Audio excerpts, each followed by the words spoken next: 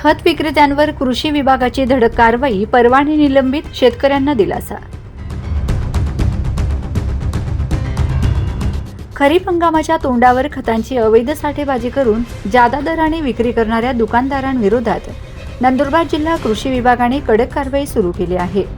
नियमांचे उल्लंघन करून शेतकऱ्यांची फसवणूक करणाऱ्या नवापूर तालुक्यातील एका दुकानदाराचा परवाना तब्बल 6 महिन्यांसाठी निलंबित करण्यात आला आहे, तर शहादा तालुक्यातील 5 दुकानदारांवरही कारवाई करण्यात आली आहे।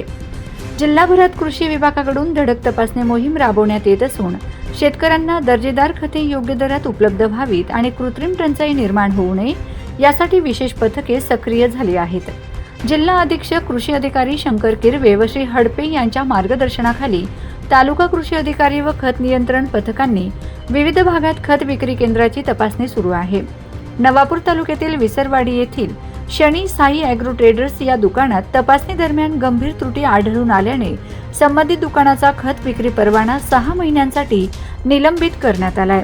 तसेच आणखी 2 दुकानदारांना कडक ताकीद देण्यात आली आहे। तपासणीत अनेक उल्लंघने समोर आली आहेत। यामध्ये दुकानात साठा व किंमत फलक न लावणे, साठा नोंदी अद्ययावत न ठेवणे, शेतकऱ्यांना बिल न देणे, खतांची लिंकिंग करणे, जादा दराने विक्री करणे तसेच ई-पोस्ट मशीनचा वापर न करणे यांचा समावेश आहे। कृषी विभागाने स्पष्ट इशारा दिला आहे की अशा प्रकारचे नियमभंग आढळल्यास संबंधित विक्रेत्यांवर कठोर कारवाई करण्यात येईल। दरम्यान शेतकऱ्यांनी खत खरेदी करताना आधार कार्ड सोबत ठेवावे आणि अधिकृत बिल घ्यावे असे आवाहनही राजेंद्र मोरे यांनी दिले आहे। या कारवाईमुळे बेकायदेशीर प्रकारांना आळा बसणार असून शेतकऱ्यांना दिलासा मिळणार आहे।